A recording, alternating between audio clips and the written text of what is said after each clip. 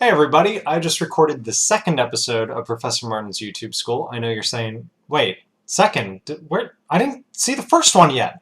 That's right, I didn't upload it yet. It's a secret. I'm stockpiling. Yeah, I'm up to 2 episodes of Professor Martin. I'm up to 3 episodes of Gordon Freeman Speaks.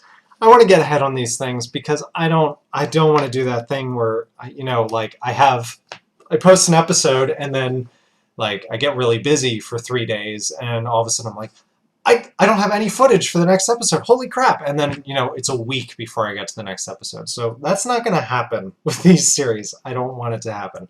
So I posted Let's Play yesterday, a Let's Play that was missing about 15 minutes of footage. And I'm going to boil down what I said in that Let's Play into this video.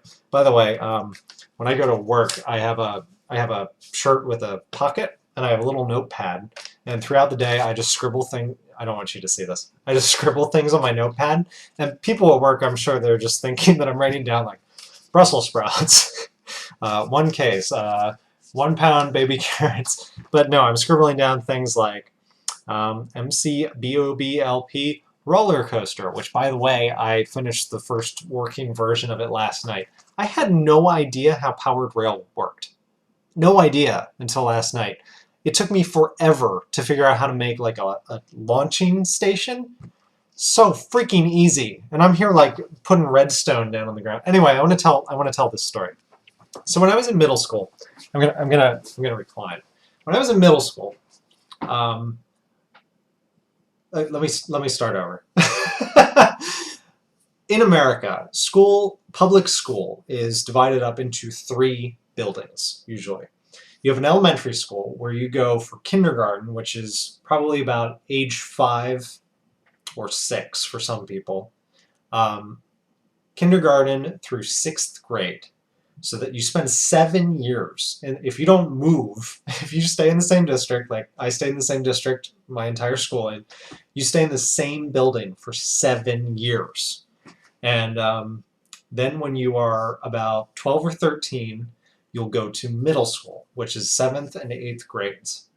And some schools around the country, 6th grade is part of the middle school. There's actually a district, the district that I live in this house, has 6th grade as part of the middle school. But regardless, that's kind of an interesting. It's like a petri dish. That's the word I'm looking for. Middle school is a petri dish, and no one knows who they are. No one knows. You just got out of elementary school, and in elementary school, I was teased mercilessly. I'm still pretty skinny now, but I was scrawny. I was the runt of the litter. I gained 6 inches when I was 12 years old. So I was the tallest kid in my class. I don't think I even weighed 100 pounds, which I don't want to talk about how much I weigh now. But I was really scrawny. I was super pale. I'm still pretty pale. And, just a super book nerd. Like in 7th grade, I was reading The Stand by Stephen King. I was not a normal kid. So you get to middle school, and you're in a place now where in my case, 4 elementary schools fed into this one building. So for every one person who knew me as Scrawny Shawnee or something like that, there were 3 people who had no idea who I was, which was awesome. And for a while I tried to go by the name of Vince. If you don't know that my middle name is Vincent, it is. And I tried to pass off Vince Martin for a little while. That did not work. That did not work. I went back to Sean. But in 7th grade, my regular classes like English and math and social studies and all that stuff, I was in like one section of kids who was it was a level 1 section, so it was all the kids who were used to getting A's. And then for all of my extracurricular subjects like music and gym and art and those kinds of things, I was in another group, and I was in a group that happened to contain about half good kids and half like the kids that teachers didn't want to deal with. And there was a kid in this class, in this section, who I would travel around with every single day. His name was Evan. Evan was from, this is an American expression at least, he was from the wrong side of the tracks. He did not have a great upbringing. I don't think his dad was around. He was a bad student. He was usually getting in trouble, but it kind of like wasn't his fault most of the time. He was really nice, which was weird. Like there were all these bad kids who were bad and they perform badly and they get bad grades and they don't give an F.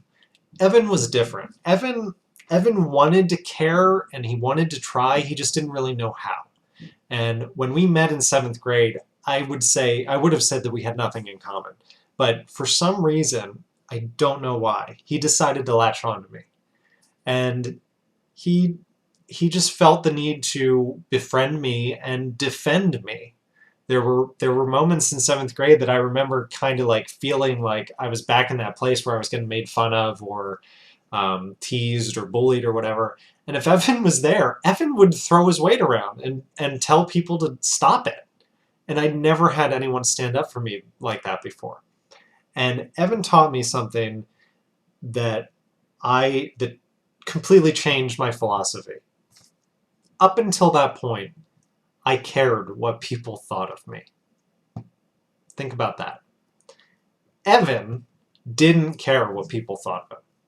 He tried to be a nice person. He tried to use reason. He tried to, conduct himself in a genuine and nice manner. And if people didn't go with that, then screw them. I don't want to censor this later, so I'm gonna PG my language. Um, I was so concerned with the way I looked and the way I presented myself and the way I talked and everything that I basically had trapped myself in this prison where I didn't want to do anything because I didn't want anyone to make fun of me for anything. And Evan just taught me like, why do you care? Like you're who you are. Be who you are. And he really liked who I was. And I like as we became friends, I had just started drumming that year, and he thought that was really awesome. We discovered we had many bands that we both liked and enjoyed together. Um, we watched the movie Amadeus in music class. I'm pretty sure we watched the censored version because I watched it again recently, and there's no way I watched that entire movie in seventh grade. Whoa. And I remember a lot of the kids in the class were just kind of like, oh, what is this stupid Mozart Salieri? Who freaking cares? And Evan and I were engrossed. That movie is fantastic. Have you ever seen it? It's great. So Evan was a very different type of kid, and him and I both benefited from this relationship because we would partner up and work together. Like he wasn't the bad kid who partnered up with the good kid so that he could do well. He partnered up with the good kid because he wanted to be better. And that seeing that changed the way I thought about people like that, first of all. And second of all, it made me change the way I thought about the way I presented myself. And that was really important for high school. By high school, I just kind of operated outside of the cliques. There were popular people, there were jocks, there were the show people, there were the super. I was in like an advanced section of students because I was a good student. But again, those people were somewhere else. Like they were arguing over like who was the who was 100th of a grade point average over the other one. And I was just like hanging back here like I'm doing fine with my A, okay? A plus be damned. I'm fine. And that's the way I operated in high school. That's the way I operated in college. That's the way I operate now. I don't feel the need to belong to a clique. I don't feel the need to belong to a club. I don't feel the need to make myself a different person in order to impress or in order to befriend. If people see me and like me for who I am and want to be my friends, those are the type of people that I want to be friends with. And that's what Evan taught me because he saw right through the act that I was trying to put on of being like of not caring, but obviously I cared so much. And he was like, dude, you don't need to care. You're a cool guy. You can be a cool guy without anyone knowing. And that was great. That was life changing for me. If you have any questions, you want to talk about your middle school, high school, I don't know what it's called across the pond, upper grades. I have no idea. If you want to ask, I've got advice. I was a nerdy kid in school who people didn't talk to. Sometimes I made friends in high school. Okay, I'm getting away from the topic. But if seriously, if you have anything you want advice on as far as school, teachers, friends, whatever, I guess I'd be willing to try it. Why not? Ask SVM. Maybe I'll make it a weekly thing. No, no, I won't.